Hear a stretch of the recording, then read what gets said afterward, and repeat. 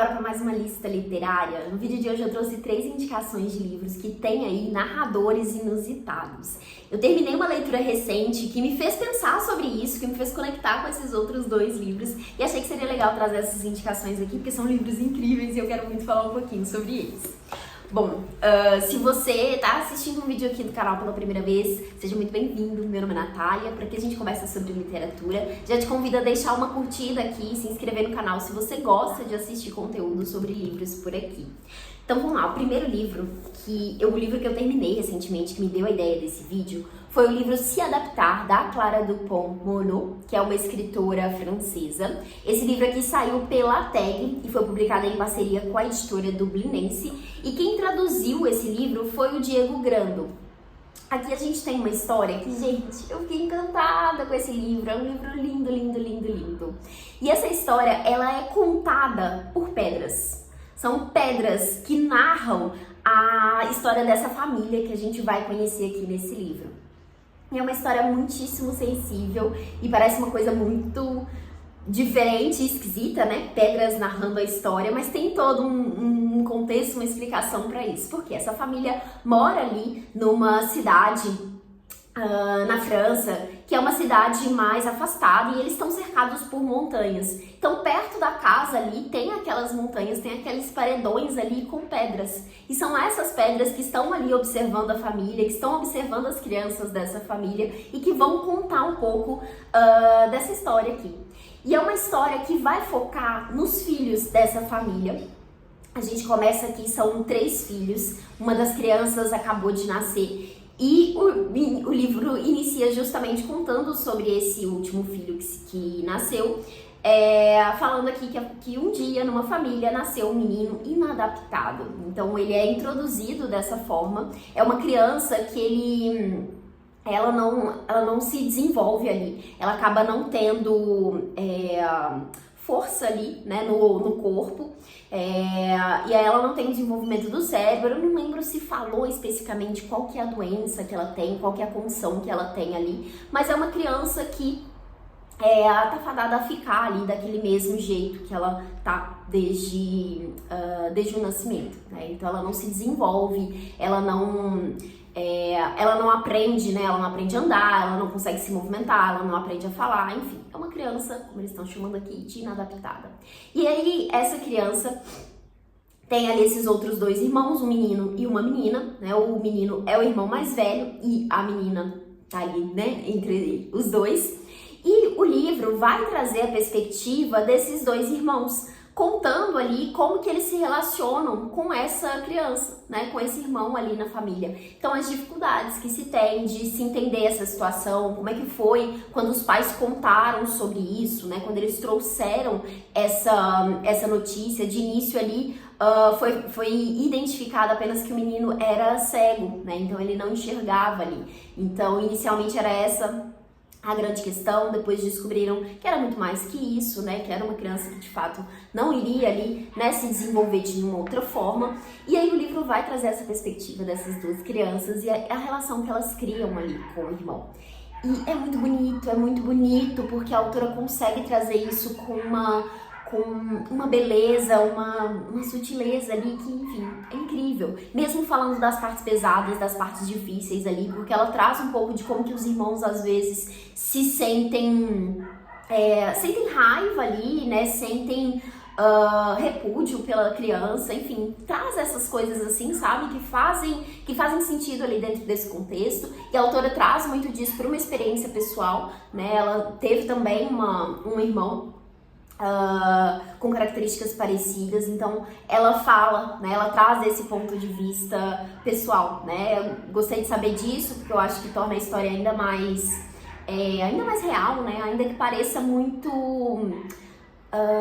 bonita, muito certinha, assim. A gente vê uma família ali que consegue fazer muita coisa, que apesar das dificuldades tá ali, né, é uma família que tá muito cercada de amor e de afeto, né, apesar de todas as questões que eles estão passando ali.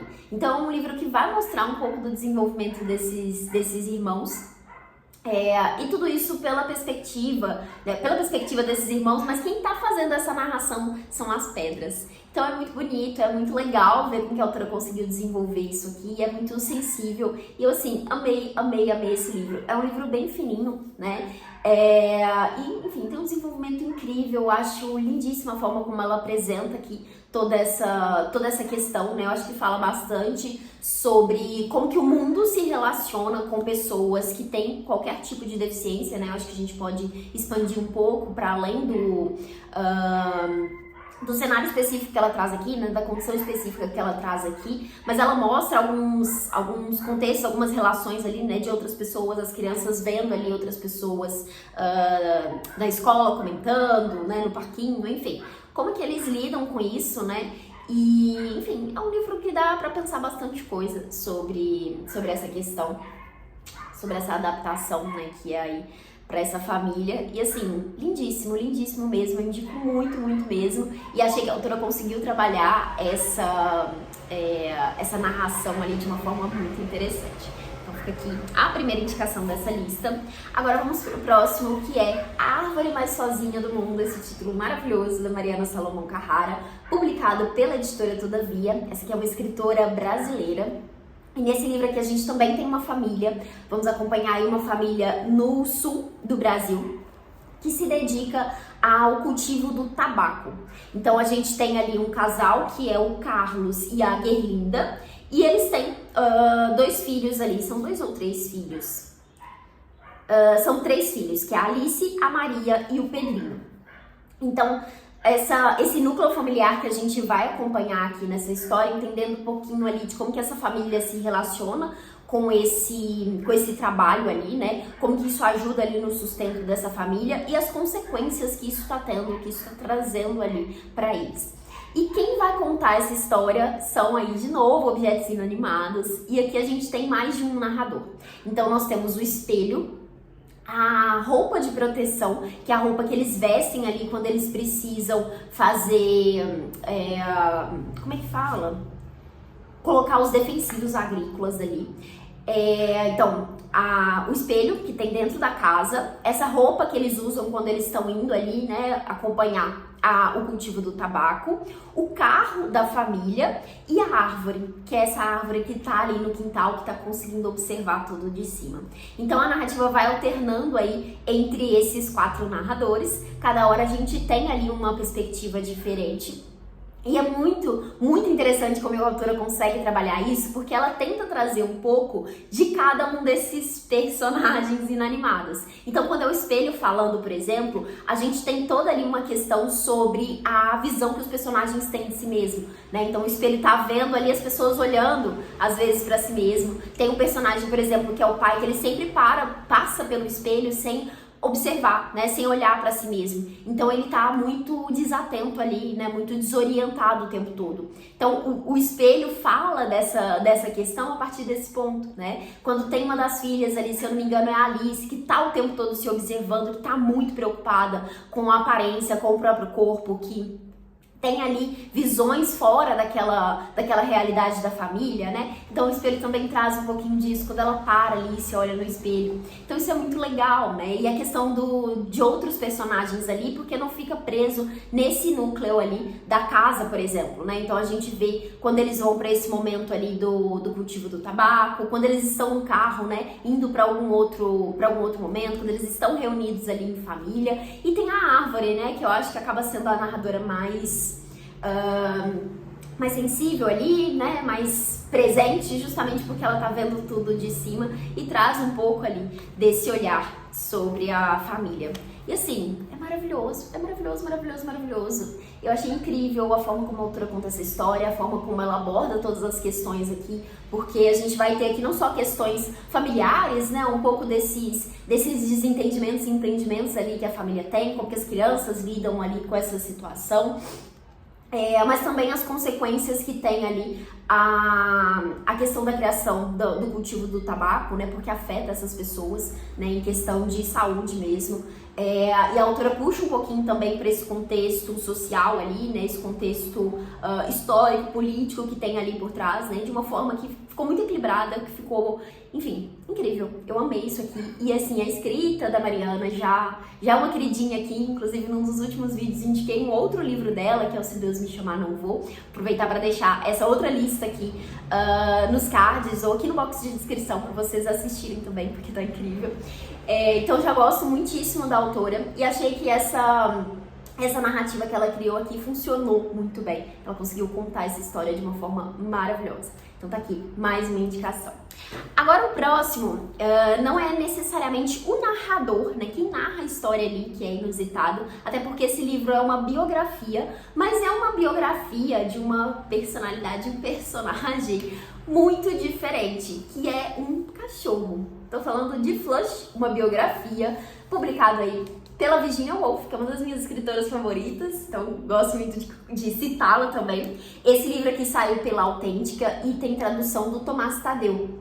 E aqui a gente vai acompanhar a história do Flush, que é esse cachorrinho ali que foi adotado, foi abandonado, na verdade, adotado por uma outra pessoa ali. E a gente vai acompanhar tudo pela perspectiva dele. E é muito bonito e é muito incrível a forma como ela consegue trazer ali, fazer essa narração pelo olhar do cachorro ali, né? Várias cenas que são descritas ali, assim, que se você já teve contato com um cachorro na sua vida, você vai entender muito bem, você vai se identificar, você vai amar isso daqui, porque é incrível a forma como ela consegue trazer isso.